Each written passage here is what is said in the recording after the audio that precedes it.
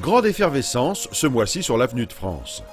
Toutes les grues sont sur le pont, en attente d'un heureux événement, le baptême de la LR 1600, la sœur jumelle de la plus grande grue treillis de France, l'engin qui va permettre de poser les poutres de la dalle au-dessus des voies SNCF.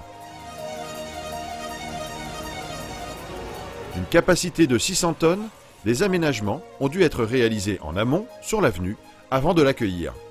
Il y a tout un système avec des HEB, avec des vérins pour supporter, pour reprendre les efforts de l'avenue de France, de tout ce poids sous l'avenue de France.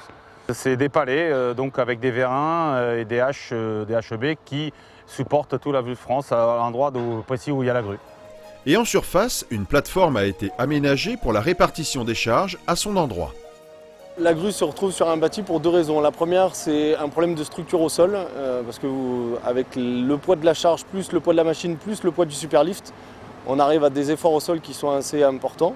Du fait que nous sommes sur l'avenue de France et que dessous c'est creux, Eiffage a été obligé de renforcer la structure pour pouvoir réceptionner tous les efforts.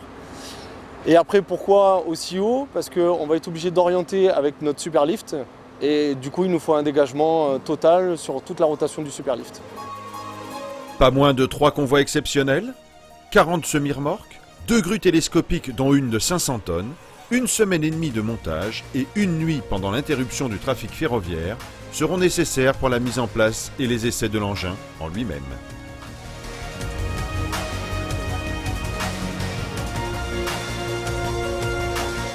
C'est une grue treillis sur chenille d'une capacité de 600 tonnes qui a des capacités beaucoup plus importantes qu'une grue télescopique dans la configuration dans laquelle elle est, de par l'utilisation du superlift. Le superlift sert à contrebalancer le poids. Plus vous aurez envoyé votre poutre loin et plus il faudra charger votre superlift à l'arrière. Le principe de la balance.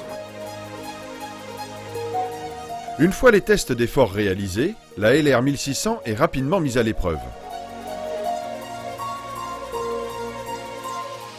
Car avant de poser les futures poutres de support de la dalle M9AB, il faut dégager un appui sous l'avenue de France. En effet, depuis plus d'un mois, les équipes du chantier se sont attelées à démanteler une trouée dans la dalle de couverture. Il a fallu démolir une partie de l'avenue de France à la base de sciage et grutage, des morceaux sciés. Et actuellement, aujourd'hui, on va ripper une poutre qui pèse dans les 130-140 tonnes. Elle est maintenue par des systèmes d'un châssis métallique. Et aujourd'hui, on va la ripper pour pouvoir l'extraire après. Pour l'isoler de la voie SNCF en circulation avant de l'extraire, la poutre est ripée de quelques mètres à l'aide de 2 vérins qui tirent le châssis posé sur rail téflon. La poutre ripée est laissée en attente et il faudra une deuxième nuit d'interception ferroviaire pour l'enlever définitivement. Ce soir, on va retirer la poutre qui était prévue à être démolie entre la file 39 et 40 à l'aide de la grue LR 1600. Et on va la charger sur un camion, quoi. 31 mars 2015, à 1h du matin, les voies sont libres.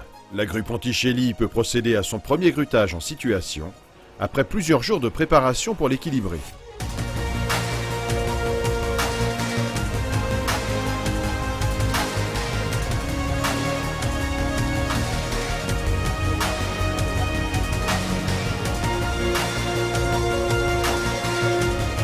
L'exercice de haute précision qui se terminera à 3h30 dans les délais impartis.